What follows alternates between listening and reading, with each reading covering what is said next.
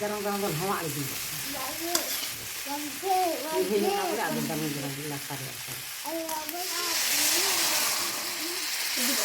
दे